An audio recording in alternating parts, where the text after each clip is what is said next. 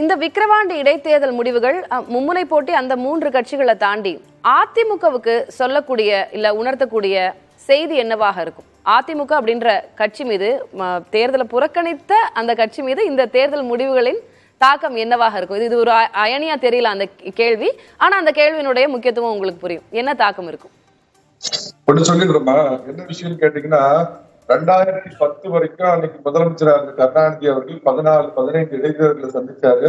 எல்லாத்திலையும் பெருவெற்றி. ஆனா 2011 நடந்த பொது தேர்தலில் பாத்தீங்கன்னா எதிர்கட்சியா கூட ஒண்ணு வர முடியல. அதிமுக பெரும் வெற்றி. விஜயகாந்த் அவர்கள் எதிர்கட்சி தலைவராக வந்தாரு அப்படிங்கறத வச்சுட்டு இன்னைக்கு திமுக இருக்கிற கூட்டணி கட்சிகளுடைய சிமெண்டிங் போர்ஸா இருக்கிறது அவங்க ஆளுங்கட்சி அப்படிங்கிறதுனால, ஆளுங்கட்சியோட இருந்தோம்னா அனுசரணையா இருந்தோம்னா கிடைக்கக்கூடிய சில பிரதிபலன்கள் அப்படிங்கிற அடிப்படையில 2026 ஒரு 6 மாதத்துக்கு முன்பு வரைக்கும் இந்த கூட்டணி பலமா தான் இருக்கும். அதை நான் மறுக்கவே இல்லை. கடைசி அந்த 2026 6 மாதங்கள்ல தான் இந்த கூட்டணி கால்குலேஷன் எல்லாம் மாறும். ஏன்னா 5 வருடத்துக்கு இப்ப அவர் சொன்னார், ஏதோ பெண்கள் ஓட்டெல்லாம் திமுக போது நான் 100 பட்டியல் போட முடியும். பால் விலை ஏற்றம், பஸ் கட்டண உயர்வு, இது ஓஏபி நிறுத்தம், அந்த மாதிரி பல விஷயங்கள் இருக்குது. சோ 5 வருடத்து திமுக எதிர்ப்பை நாம கூட இருந்து சுமக்க வேண்டுமா? பட்டியலின மக்கள் மீது தாக்கப்பட்ட தாக்குதலுக்கெல்லாம் நம்ம பதில் சொல்லணுமான்னு கம்யூனிஸ்டுகளோ விடுதலை சக்திகளோ, ரெண்டாவது எல்லாமே மறந்துட்டு பேசணும். அடுத்த ஒரு பிளேயர் வரார், விஜய் வரேன் அப்படின்னு சொல்லி இருக்கிறாரு.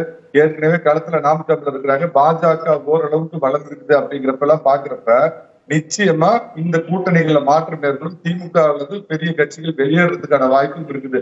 அதனாலதான் திரு எடப்பாடி பழனிசாமி யாரோட வேணாலும் நாங்க கூட்டணி வைப்போம். பாஜக கட்சிகள் திமுக கூட்டணில இருந்து வெளியேறதுக்கான வாய்ப்பு இருக்குன்னு நீங்க கணிக்கிறீங்க? காங்கிரஸ் கூட வெளியேறலாம். ஏன்னா 5 வருட ஆன்டி இன்குமென்சி அன்னைக்கு அவங்க சுமக்க வேண்டியதா இருக்குமே. இந்த உண்மையாலுமே களத்துல உள்ளவங்களுக்கு தெரியும், திமுக 2024 பொது தேர்தல்ல எதிர்கட்சிகளுடைய வாக்கு சிதறதுனால ஜெயிச்சாங்கிறது தெரியும். ஆனா 5 வருட எதிர்ப்பு அப்படிங்கிறப்ப நாங்க இவங்க கூட பயணிக்கணுமா? ரெண்டாவது, திமுக ஏதோ ஒரு விதத்தில் பாஜகவுடைய, பாஜக நீங்க விரும்புறீங்களோ அடுத்த 5 வருஷத்துக்கு மைனாரிட்டி நீங்க சொல்லிட்டா கூட அவங்கதான் ஆள போறாங்க. இல்ல திரு மணிகண்டன், 2.5 வருட எதிர்ப்பு ஆன்டி இன்கம்பன்சி அப்படின்னாங்க. நாடாளுமன்ற தேர்தலில் 40க்கு 40 வாங்கியிருக்காங்க. இனி 5 வருட எதிர்ப்பு அப்படிங்கும் போது நீ கூட்டணிகள் பிரிய வாய்ப்பு இருக்கு. இது டூ ஏர்லி. இதெல்லாம் ரொம்ப முன்னாடியே கணிக்கிற மாதிரி இருக்கோ? ஏமா, நடந்த நாடாளுமன்ற தேர்தல்ல ஒரு பக்கம் பிரதமர் மோடியை முன்னிறுத்தி ஒரு கட்சி ஓட்டு கேட்டுச்சு. ராகுல் காந்தி அறிவிக்கலான்னு ராகுல் காந்தின்னு சொல்லி ஒரு கட்சி கேட்டுச்சு.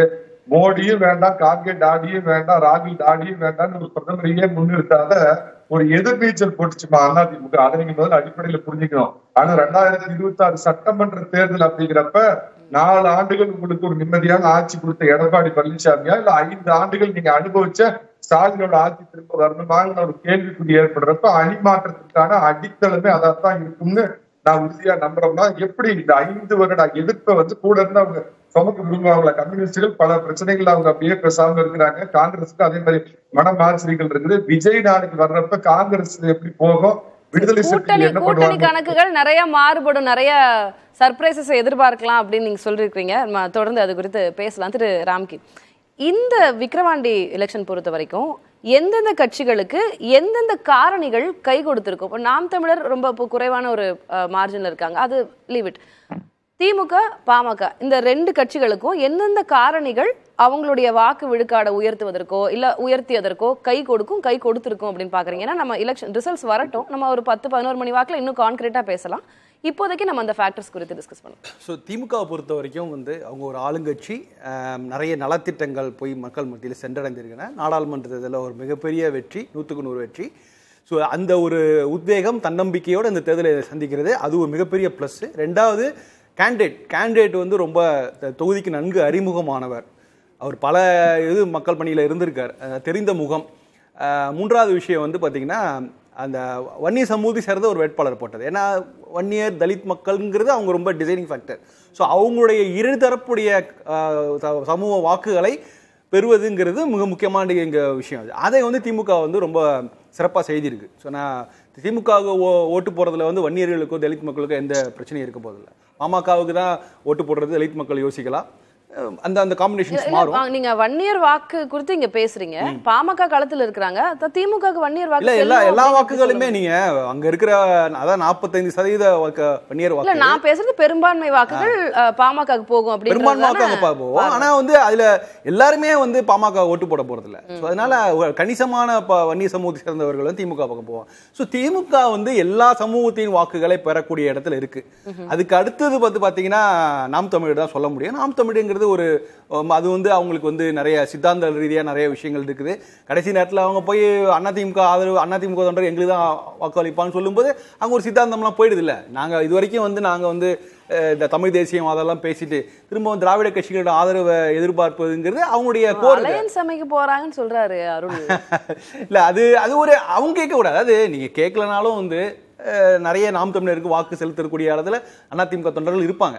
ஆனா அது வெளிப்படையா பிரச்சாரத்துல முன்னெடுக்கும் போது அது அவங்க இதுவரை வரைக்கும் பேசக்கூடிய அந்த சித்தாந்தங்கள் கேள்விக்குறியாது இல்ல. சோ நீங்க இடைத்தேர்தலில் போய் உங்க சித்தாந்தத்தை கேள்விக்குறியாக்குறீங்க, அது ஒரு பெரிய சிக்கல். ஸோ அது நாம் தமிழருடைய அது பெரிய மைனஸாக நான் அதை பார்ப்பேன். ஆனால் 8% வாக்கு அது அவங்களுக்கு பெரிய உத்வேகத்தை கொடுத்துருக்கு. இவ்வளோ நாளாக கஷ்டப்பட்டு ஒரு அங்கீகாரம் கிடைத்து ஒரு மாற்று சக்தி அப்படிங்கிறது இல்லை. இன்னைக்கு தமிழ்நாட்டில் 3வது மாற்று சக்தி அப்படின்னு சொன்னால் நாம் தமிழர் தான். நீங்க வேற யாரு, நீங்க காங்கிரஸுக்கு 10% வாக்குகள் சொன்னா கூட அது உண்மையான வாக்கு சதவீதம் கிடையாது. அது திமுகவுடைய பங்களிப்பு இருக்கு. வேற எந்த கட்சிக்கு இருக்கு? பாமக கூட நீங்க அந்த அளவு வாக்கு சதவீதம் இல்லையா? 8% வாக்குங்கிறது நிரூபிக்கப்பட்டிருக்கிறது நாம் தமிழருக்கு. வேற எந்த கட்சியுமே கிடையாது. திமுக என்ன அதுல என்ன இல்ல கேட்டுட்டு நம்ம வந்துறேன். 40 தொகுதிகளையும் போட்டி போடுறாங்க நாம் தமிழர். 8% வாக்கு கூட வாங்கலன்னா அப்புறம் எதுக்கு 13 வருஷம்? அது ஒரு பெரிய விஷயம் இல்லன்றீங்க. அது ஒரு பெரிய விஷயம் கிடையாது. 40 தொகுதிகளில் போட்டி போட்டா இந்த 8% ரொம்ப கம்மி. அவர் பேசின பேச்சுக்கு கூடுதலா வாங்கணும். 1. 2வது, அடுத்த தடவை அதிமுகவோட கூட்டணி வைக்க போறாங்க சட்டமன்ற தேர்தலில். சில தொகுதிகளை வாங்கிட்டு எல்லா தொகுதியிலையும் போட்டி போட முடியாது. ஒரு 15 தொகுதி 20 தொகுதி வாங்கினாங்கன்னா அதுல தான் போட்டி போட முடியும். அப்ப இந்த 8% வாங்க முடியுமா? வாங்க முடியாதுல்ல. மிகப்பெரிய தனித்து போட்டியிட்டு வென்று காட்டிய தேமுதிகவே என்னாச்சு? மூழ்கி போச்சுங்க, ஒண்ணுமே இல்லாம. நீங்க அப்படி பாக்காதீங்க. நான் என்ன சொல்றேன், ஒட்டுமொத்த ஒரு 60 ஆண்டு கால தமிழ்நாடு அரசியல் வரலாற்றை பாருங்க. திமுகங்கிறது மிகப்பெரிய ஜாம்பவான்கள், அண்ணாதுரை, கலைஞர் கருணாநிதி எல்லாம் வளர்த்த ஒரு கட்சி. அந்த கட்சி ஒரு பேஸ் அடிப்படையில் இருக்காங்க. அந்த அடிப்படையில் அந்த கட்டமைப்புல தான் திரு ஸ்டாலின் அவர்கள் இருக்காரு. அதிமுக எம்ஜிஆர் ஜெயலலிதா கட்சி ஒரு பெரிய கட்டமைப்பு இருக்கு. நாம் தமிழர் சீமான் அவர் தன்னை அவருடைய ஒரு சுயம்புவாக வந்தவர். அவர் கட்டமைத்த கட்சி அது. அவர் வந்திருக்காரு. இன்னைக்கு நீங்க 8% வாக்குகள் வந்திருக்குது. அடுத்து ஒரு நிச்சயமா ஒரு கூட்டணி நோக்கி தான் போக வேண்டும். போனாதான் அவருக்கு அடுத்த கட்ட வளர்ச்சி. இது வரைக்கும் அப்படி சரித்திரம் இல்லையேங்க. அவர் எப்பவுமே தனித்து நின்றுதானே நாம் தமிழர். நீங்க நாம் தமிழர் திராவிடம் இல்லாத தமிழ்நாடுன்னு சொன்னார் சீமான். இல்ல அதெல்லாம் கொள்கை சமரசம்லாம் இல்ல. கொள்கை சமரசம் வெற்றிக்கு வேணும். தமிழீழம் வாங்கணுமா வேண்டாமா? வெற்றி பெறணும்னா ஒரு தேர்தல் வெற்றி, தமிழீழத்தை வாங்குறதுக்கு தேர்தல் அரசியல் பேசி முடிக்கிட்டு அவர் கருத்து முடிக்கிட்டு then we can தேர்தல் அரசியல் உங்களுக்கு வெற்றி வேணும்னா நீங்க நிச்சயமாக சமரசத்துக்கு தயாராக இருக்க வேண்டும். நீங்க அதுக்காக கொள்கையை சமரசம் பண்ணிருக்க நல்ல விஷயம் தான் சொல்றேன். அப்பதான் நீங்க எதிர்த்தரப்போட வாக்குகளை வாங்க முடியும். நீங்க அதாவது நாம் தமிழோட ஒரு தீவிர தமிழ் தேசியம் பேசக்கூடிய தொண்டர்கள் மத்தியில ஒரு அப்செட்டா இருந்தால் கூட ஒரு புதிய வாக்காளர்கள் அவங்களுக்கு வராங்க. அடுத்த கட்டத்தை கூட்டணியை தவறா நினைக்கிறீங்க. கூட்டணி வந்தால் அவர் இன்னொரு விஜயகாந்த் வரதுக்கு வாய்ப்பு இருக்குல்ல. அது ஒரு பெரிய வளர்ச்சி தாங்க.